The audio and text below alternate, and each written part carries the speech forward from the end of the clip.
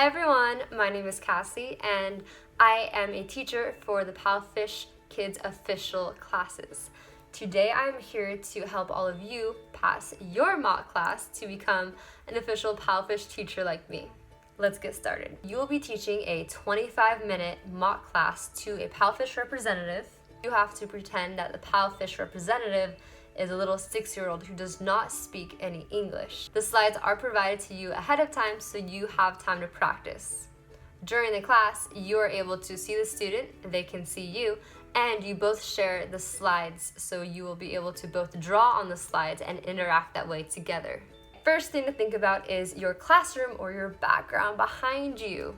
You want it to look very child-friendly, colorful, fun, something that when the student first logs on and sees you, they get excited because it looks like a fun class. Number 2, of course, you have to think about lighting. That is super important because you want to have a high quality video, and the lower the light, the lower the quality. 3, your positioning. You should be in the center of the screen, the little room right above you, and you shouldn't be too close to the screen. So then when you're speaking with your hands and you are using your body language, they're able to see you. Now that you have your background set up, it is time to start teaching.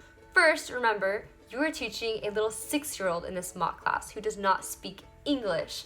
So your teaching style has to be very, very simple and very fun and exciting. You want to keep them engaged in the class the whole time. Act very, very happy. You want to be very smiley. Have a lot of positive reinforcement. High fives and thumbs up and clapping.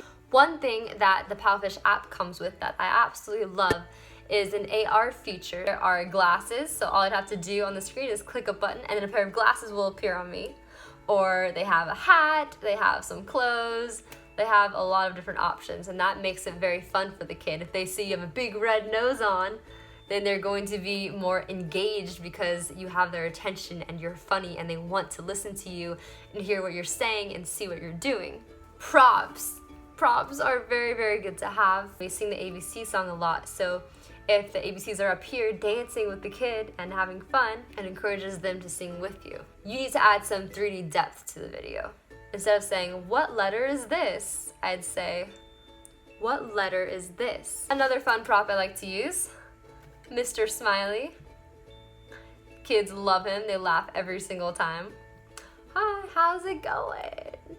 Good job." It is also a really great idea to have some kind of puppet or stuffed animal for conversation, for leading and guiding the student, showing them what you want them to do, especially for the beginner students who don't quite understand full sentences. When you ask them to do things, you can use the puppet as an example, then they kind of catch on. Also, if the student is distracted, you can use the puppet or stuffed animal to help that way. So my puppet is currently being washed, but I have Hippie today. The kids love him also. So if I am trying to get the student to understand that when I say, "What is your name?" I want them to say, "My name is." I can show them what I want them to do with Hippie. "Hi, what is your name?" "Hi, my name is Hippie." "What is your name?" I have my pair of silly glasses. These are really helpful, especially if the student is distracted. Maybe there's TV playing in the other room and they're not really paying attention to you. If I'm wearing them like this and suddenly I'm looking really silly trying to get this ball in the basket, then suddenly I'm a lot more entertaining than the show that's in the other room. PalFish will reimburse you for up to $15 worth of props that you buy. Speak slowly. These kids are young and they don't speak English. If you're speaking very fast, they will not understand a word of it. Speak very slowly. It is very important to use simple language, very simple sentences so that the student can understand you. Remember, they don't speak English, so you have to use simple sentences and show them. I like, for an activity, to show them what to do by myself and then have them do it with me and then have them do it by themselves. So, for example, let's say this is the activity. So if I were to say, I want you to circle each word and then circle the picture that goes with each word and then draw a line between them. The student is going to have no idea what to do. A better way of doing that is this. Flower. Flower. Tree? No. Flower. Bug? Flower. Flower? Yeah. Draw a line.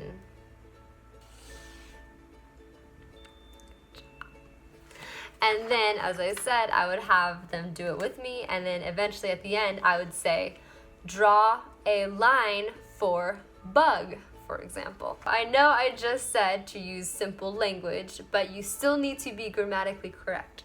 So in this case, if I want them to draw a line between flower and flower, I wouldn't say, draw line flower. I could say, draw a line for flower, or draw a line between flower, but between might even be too advanced for them. So always keep that in consideration. You want the student to be speaking as much as possible. Keep that in mind.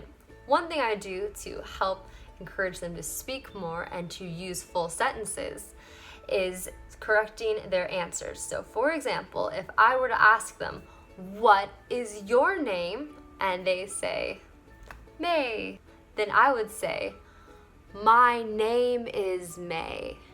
And I'd go like this, and then they'd understand, and then they would say, my name is May. So you're encouraging them to talk more and use full sentences. Synthetic phonics, super important. A lot of people don't think about this. When you are teaching a student a new letter and how it sounds, you need to make sure that you are teaching it to them the correct way. So for example, if I have the letter M and I'm teaching them how it sounds, I don't say ma, because M doesn't make that sound when you're putting letters together to sound out an entire word. It would be or same thing for R. People will say ra, or T, ta. It's t, or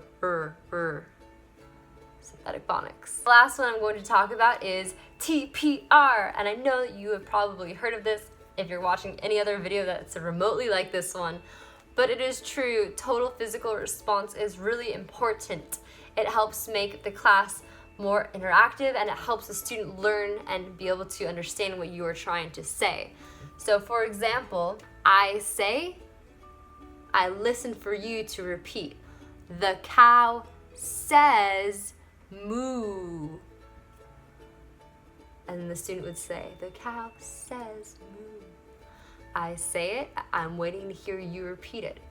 There's so many different ways to use it, so I would encourage you to use it as much as you possibly can. Okay guys, that's about sums it up. So just remember, make sure that when you are doing the mock class, you're having fun and there's a lot of energy, you have a big smile on your face, you're making the kids laugh, use a lot of great props hopefully. When you speak, speak slowly and articulate every word, and make sure to use a lot of TPR, a lot of body language, and everything else that I mentioned earlier. So I wish you all the best of luck, and I hope that you will join our PalFish team very soon.